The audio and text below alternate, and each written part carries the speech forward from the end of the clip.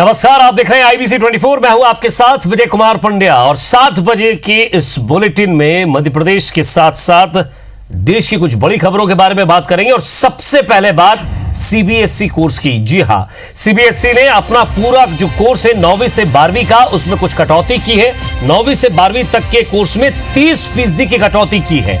किस तरह की कटौती है, कैसी है, ये भी आपको समझाते हुए चलेंगे। और 8वीं तक, पहली से 8वीं तक यानी क्लास 1 से लेकर 8 तक जो फैसला है वो खुद स्कूल ले सकता है और इसके लिए नोटिफिकेशन भी जारी हो चुका है। तो विशेषज्ञों की कमेटी ने ये सिलेबस तैयार किया है। क्या है, एक बार फिर से भ्रमित होने की या परेशान होने की कोई जरूरत नहीं है। इसे आईबीसी 24 पूरे विस्तार से आपको समझाएगा। हमारे संवाददाता भी हमारे साथ जुड़ेंगे।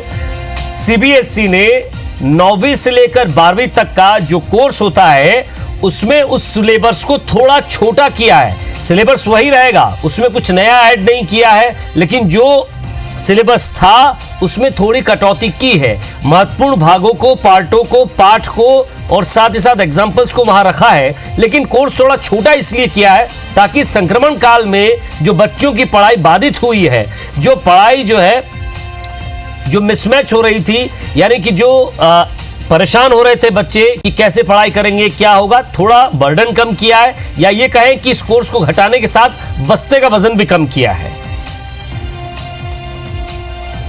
तो एचआरडी मिनिस्टर ने ट्वीट भी किया है, ये भी आपको दिखाते हैं क्या लिखा है उन्होंने।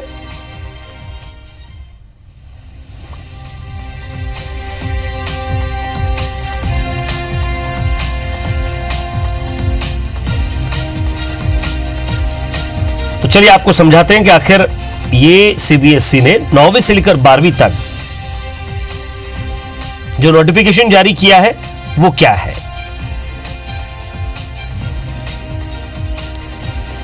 तो केंद्रीय माध्यमिक शिक्षा बोर्ड, जिसने देश भर में कोरोना वायरस बीमारी के प्रकोप के बीच एक बड़ा फैसला, छात्रों के इस पाठ्यक्रम में, इस सिलेबस में उस बोझ को कम करने का यह फैसला। और इसे और ज्यादा समझाने के लिए शिक्षाविद जवाहर जी शेट्टी साहब हमारे साथ। जवाहर जी, स्वागत है आपका आईबीसी 24 पर। पूरे प्रदेश के साथ साथ देश के बच्चे जो 9वीं से 12वीं तक के आपको सुन रहे हैं, उनके माता पिता भी आपको सुन रहे हैं।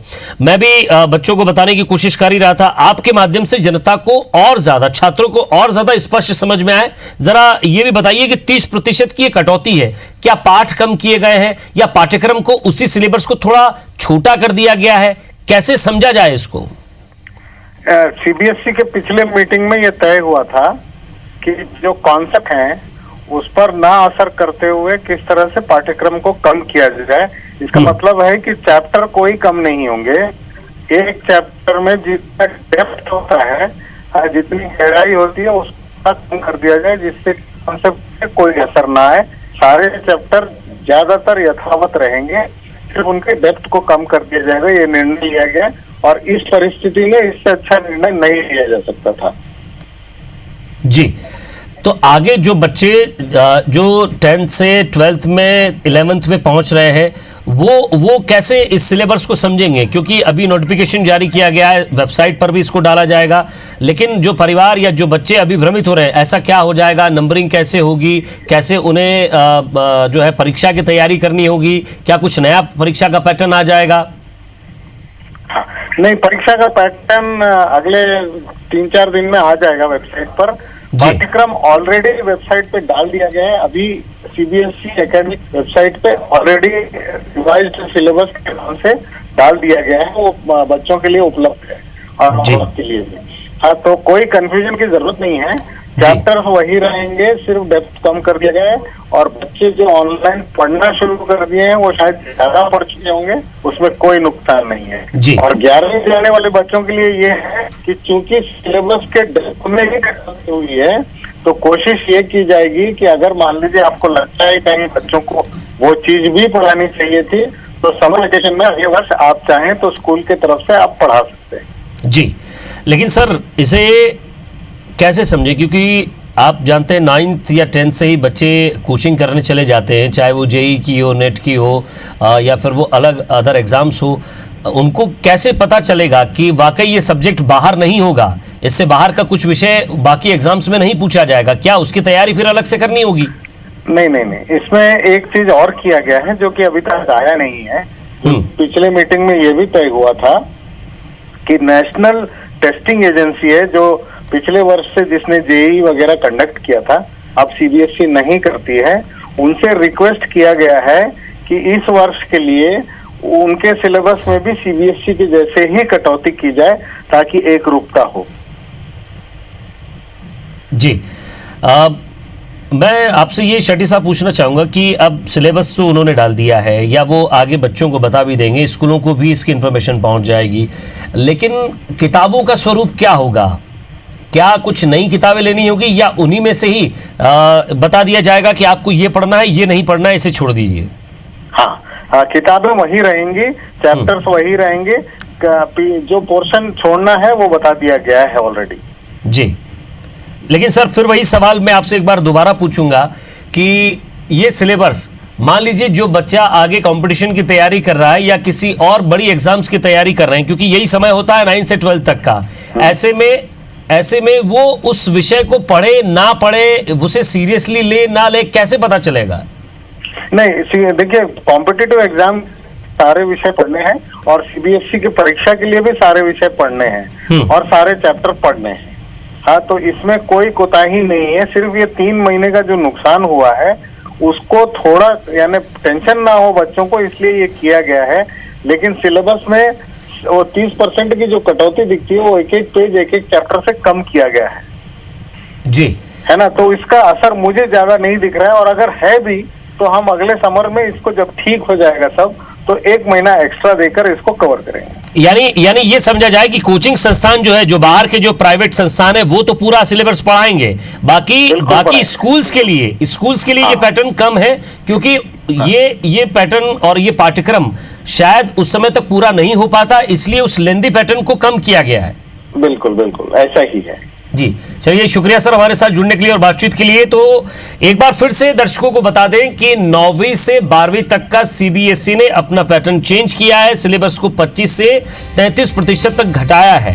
हालांकि कोई भी चैप्टर पूरी तरह हटाया नहीं है, लेकिन कितना पढ़ना है और कितना उसमें एग्जाम में आएगा, ये अब स्कूल में बताया जाएगा बच्चों को कि इसमें से कौन सा सब्जेक्ट जो है आपको पढ़ना है, इस सब्जेक्ट में किस किस पार्ट तक आपको आएगा, किस लेसन तक आपको कितना पढ़ना है, और आगे आपको इसकी तैयारी कैसे करनी है। किताबों को लेकर भी एक संशय था, वो भी यहाँ स्पष्ट कर दिया गया है। हमारे 2 संवाददाता सुधीर डंडोतिया भोपाल से और स्टार जैन रायपुर से हमारे साथ जुड़ रहे हैं, दोनों से भी समझने की कोशिश करेंगे और ये जानने की कोशिश करेंगे, क्योंकि आपके भी बच्चे स्कूल में पढ़ते होंगे। स्वाभाविक सी बात है कि आगे आपको और आपके रिश्तेदारों को और साथ ही साथ जनता को समझाने के लिए आपको भी जाना होगा आगे, और लोग सवाल जरूर आपसे पूछेंगे।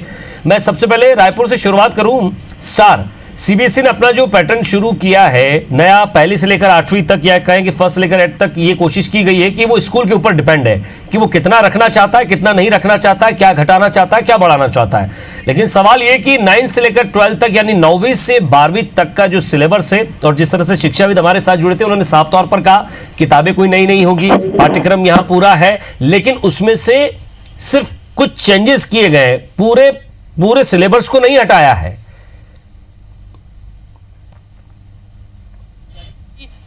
30% विषय को कटौती की गई है। मतलब साफ, जैसा शिक्षाविद बता रहे थे कि सिलेबस चेंज नहीं हुआ है, बल्कि मान लीजिए 10 चैप्टर हैं तो उसमें से प्रायोरिटी के हिसाब से 7 चैप्टर को रखा गया है, उन चैप्टर्स को जो आगे भी शामिल हो सकते हैं, और इस तरीके के डिज़ाइन किया गया होगा जैसे 9वीं में मान लीजिए कुछ चैप्टर्स ऐसे हैं जिनको 10वीं में भी उनका कुछ हिस्सा रहता है, तो 9वीं में उन चैप्टर्स को हटाया जा सकता है और 10वीं में बराबर ध्यान दिया जा सकता है। तो 9वीं से 12वीं तक, क्योंकि ये एक बोर्ड एग्जामिनेशंस की तैयारियां रहती है, आगे चलकर सब्जेक्ट्स चयन करने रहते हैं, तो इसमें ये देखना होगा कि किस प्रकार से रणनीति बनती है। स्टूडेंट्स को हालांकि कोई दिक्कत नहीं आएगी, क्योंकि डिसीजन काफ़ी सोच समझकर सीबीएसई ने लिया है।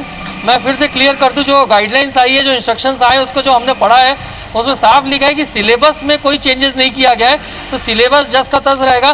तो यदि पालक एक सोच में होंगे कि वो बुक्स उनको दोबारा नहीं लेनी पड़ेगी, तो ऐसी कोई स्थिति नहीं है। सिर्फ सिलेबस थोड़ा सी कट कर दिया गया है ताकि जो एकेडमिक कैलेंडर है उसको बनाया जा सके, क्योंकि आगे भी फ्यूचर कोई नज़र नहीं आ रहा कि कब तक स्कूल खुलेगी। रही बात 1 से 8वीं तक, तो वो स्कूल के ऊपर इसलिए छोड़ा गया है क्योंकि उसमें सिलेबस कम रहता है, कई चीज़ें ऐसी रहती है जो मोरल लेवल पर एक्स्ट्रा शामिल की जाती है। उनको कम किया जा सकता है।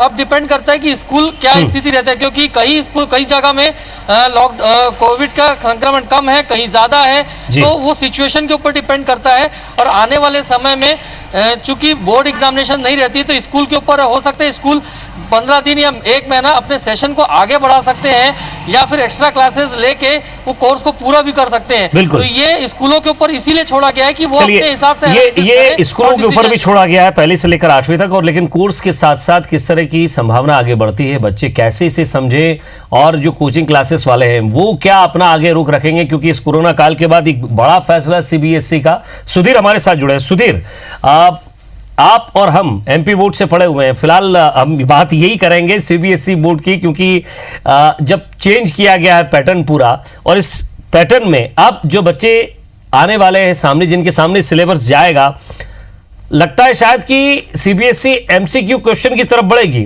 क्योंकि सिर्फ टिक मार्क क्वेश्चन की तरफ उन्हें बढ़ना होगा। क्योंकि आप जब कोर्स कम करेंगे तब आप बच्चों का बर्डन भी कम कर रहे हैं, समय भी जो कोरोना काल में निकला है वहां से लेकर अब एग्जाम तक परीक्षा पैटर्न के साथ साथ पढ़ाई का पैटर्न भी बहुत चेंज हो रहा है। शायद किताबों के वजन को कम करने के लिए, और साथ ही साथ जो बर्डन बढ़ रहा था उसको कम करने के लिए, और इस कम समय में ज्यादा से ज्यादा बच्चे जो हैं वो पूरा कोर्स जो है छू पाए, सब तरफ वो सारे विषयों को जो है वो पढ़ पाए, शायद एक बड़ा फैसला उन बच्चों के लिए। बिल्कुल, देखिए विजय, निश्चित तौर पर कहीं ना कहीं, और जो सवाल आपने किया एमपी बोर्ड से लेकर के, हम लोगों ने पढ़ाई वहीं पर की है, और इस बारे में भी एमपी बोर्ड जल्द फैसला ले सकता है। सबसे पहले अपने दर्शकों को अपडेट दे दे, क्योंकि जिस समय विजय हम लोग जो चर्चा शुरुआत कर रही थी और खबर दिखाना शुरू किए थे, उससे थोड़ी देर पहले मुख्यमंत्री शिवराज सिंह चौहान से हमारी चर्चा हुई थी, और उन्होंने देखा था कि सीबीएसई के पैटर्न को लेकर जो निर्देश जारी किए गए, एचआरडी मिनिस्टर ने जो ट्वीट किया और कोर्स के अंदर जो बदलाव किया गया है, उसको लेकर मध्य प्रदेश सरकार भी उसकी मॉनिटरिंग करेगी, और हो सकता है कि मध्य प्रदेश सरकार भी अपने पाठ्यक्रम में आने वाले समय में बदलाव जो है वो देखने को मिले। क्योंकि कोविड-19 के चलते जिस तरीके से पूरा शैक्षणिक सत्र जो है प्रभावित हुआ है, 3 महीने की पढ़ाई तो लगभग पूरी तरीके से छात्र नहीं कर पाए, और उसके बाद में भी आने वाले समय में कई सारी व्यवस्थाओं के साथ में इस पाठ्यक्रम को, पढ़ाई को आगे बढ़ाना होगा। लिहाजा 30% की जो कटौती की गई है 9वीं से 12वीं क्लास तक के लिए, ये काफ़ी महत्वपूर्ण है, और उन छात्रों के लिए एक बड़ी राहत है जो कि मध्य प्रदेश के अंदर सीबीएसई की पढ़ाई करने वाले लाखों की संख्या में है। कुल मिलाकर अगर बात करें तो 1047 स्कूल मध्य प्रदेश में सीबीएसई की मान्यता प्राप्त है, और उनमें लाखों की संख्या में ऐसे छात्र पढ़ते हैं जिनको लेकर अपने कोर्स को पूरा करने के लिए बड़े असमंजस की स्थिति बनी हुई थी। पाठ्यक्रम में अगर हम पूरे ट्वीट पर गौर करें, रमेश पोखरियाल निशंक जो कि एचआरडी मिनिस्टर है, उन्होंने साफ तौर पर कहा है कि जो पाठ्यक्रम छोड़ा जाएगा उसको भी अगर शिक्षक पढ़ाते हैं क्लास के दौरान, तो कम से कम उस पाठ्यक्रम की जानकारी, जो छोड़ा हुआ पाठ्यक्रम है, अगर उसकी जानकारी पढ़ाते वक्त उसको समाहित कर सकते हैं तो जरूर उसकी जानकारी दी है, क्योंकि वो अनिवार्य रूप से अगर आने वाले समय में किसी छात्र के प्रतियोगी परीक्षा या फिर कैरियर को लेकर आगे काम आता है, तो कम से कम मौखिक तौर पर उसके बारे में जरूर बताया जाए। हालांकि पाठ्यक्रम में इसको शामिल नहीं किया जाएगा। कहां कहां कटौती की गई है इसकी जानकारी लिंक साझा की गई है मध्य प्रदेश, माफ कीजिएगा, एचआरडी मिनिस्टर रमेश पोखरियाल निशंक की ओर से कि इन पाठ्यक्रमों में कटौती की जाएगी। उसको लिंक पर जाने के बाद में जो है सीबीएसई की पूरी जानकारी उसके अंदर समाहित है। लिहाजा सरकार के सामने कोई विकल्प था नहीं सत्र में छात्रों पर बजाय बढ़ाने के, वर्डन ज्यादा देने के, उनको मनोवैज्ञानिक तौर पर एक राहत सरकार की ओर से दी गई है, सीबीएसई की ओर से दी गई है कि कम से कम पाठ्यक्रम में कटौती के साथ में जो सबसे पहली प्राथमिकता होती है क्लास की पढ़ाई को लेकर, कम से कम छात्र उसको लेकर चिंतित ना हो। प्रतियोगी परीक्षा की जहां तक सवाल है उसको लेकर छात्र कोचिंग संस्थान या फिर अपने स्तर पर पढ़ाई कर सकते हैं, ये राहत इसके अंदर दी गई है। 8वीं तक की जो जानकारी दर्शकों को आप विजय दे रहे थे कि ये स्कूलों को तय करना है कि उनको पढ़ाई कहाँ तक पढ़ानी है, इस बारे में पहले ही दिशा निर्देश जारी किए गए थे, क्योंकि पाठ्यक्रम में कमी नहीं की गई है, पर लेकिन जरूरी विषय कैसे लिया जाए, इससे फिलहाल ये समझा जाए कि चैप्टर्स के अंदर से गैर जरूरी जो लेंदी प्रोसेस थी, या ये कहें कि जो एक लंबा चैप्टर हुआ करता था उसको थोड़ा छोटा करने की कोशिश की गई है। जरूरी चैप्टर्स को पहले ध्यान में रखकर पढ़ाया जाएगा, बाकी को छोटा करके बच्चों को समझाने की कोशिश होगी। बहुत बहुत शुक्रिया सुधीर और स्टार, आप दोनों का हमारे साथ जुड़ने के लिए और बातचीत। प्रदेश में कांग्रेस ने 24 विधानसभा सीटों पर होने वाले उपचुनाव के लिए प्रचार का आगाज कर दिया है, और प्रदेश कांग्रेस अध्यक्ष कमलनाथ ने उज्जैन में भगवान महाकाल के दर्शन और पूजा अर्चना के साथ प्रचार की शुरुआत की है। कमलनाथ धार के बदनावर भी पहुंचे, जहां उन्होंने कांग्रेस कार्यकर्ताओं में जीत का जोश भरा। कमलनाथ ने प्रदेश में फिर से कांग्रेस की सरकार बनने का दावा किया है। तस्वीरें उज्जैन के महाकाल मंदिर की हैं, जहां प्रदेश कांग्रेस अध्यक्ष कमलनाथ ने दर्शन और पूजा अर्चना की और बाबा महाकाल का आशीर्वाद लेकर उपचुनाव के लिए प्रचार का आगाज किया। कमलनाथ ने IBC 24 से बात करते हुए दावा किया कि प्रदेश में फिर से कांग्रेस की सरकार बनेगी। इधर कांग्रेस के चुनाव प्रचार के आगाज पर सीएम शिवराज सिंह चौहान ने कहा है कि चुनाव जीतने के लिए भगवान के साथ ही जनता की कृपा की भी जरूरत होती है। मध्य प्रदेश के मतदाता, मध्य प्रदेश की जनता सीधे साधे हैं, सरल स्वभाव के हैं, भोले भाले हैं, पर बहुत समझदार हैं। वो जानते हैं क्या गद्दारी हुई, क्या सौदा हुआ, और वो जानते हैं कि किस पटरी पर मध्य प्रदेश आगे चल रहा था, कैसे मध्य प्रदेश को एक नई दिशा मिली थी। मुझे पूरा विश्वास है कि मध्य प्रदेश की जनता हमारा साथ देगी और फिर से कांग्रेस की सरकार बनेगी। चुनाव जीतने के लिए भगवान की कृपा के साथ साथ जनता की कृपा की जरूरत होती है, और जनता उन्हीं पर कृपा की वर्षा करती है जो जनता के लिए बेहतर काम करते हैं। उज्जैन में महाकाल के दर्शन के बाद कमलनाथ धार के बदनावर पहुंचे, जहां उन्होंने बैजनाथ महादेव मंदिर में दर्शन किए और फिर कांग्रेस कार्यकर्ताओं में जीत का जोश भरा। उन्होंने कहा कि 15 महीने के कार्यकाल में वो अखबार और टीवी में कम ही दिखे। उन्होंने कहा कि जनता तक काम पहुंचे, यही सबसे बड़ा प्रचार होता है। उन्होंने सिंधिया, सीएम शिवराज और पीएम मोदी पर तंज भी कसा। मैं टाइगर नहीं हूँ, मैं मामा नहीं हूँ, मैंने चाय भी बेची कभी, मैं कमलनाथ हूँ। और कौन टाइगर है, कौन टाइगर नहीं है, ये मध्य प्रदेश की जनता तय करेगी कि कौन है। साफ है, कांग्रेस ने उपचुनाव में सिंधिया और उनके समर्थकों के दल बदल को मुद्दा बनाया है। पूर्व सीएम कमलनाथ के तेवर से तय है कि बीजेपी के लिए उपचुनाव की जंग आसान नहीं होगी। उज्जैन से दीपक यादव और धार से अमित वर्मा के साथ ब्यूरो रिपोर्ट IBC 24।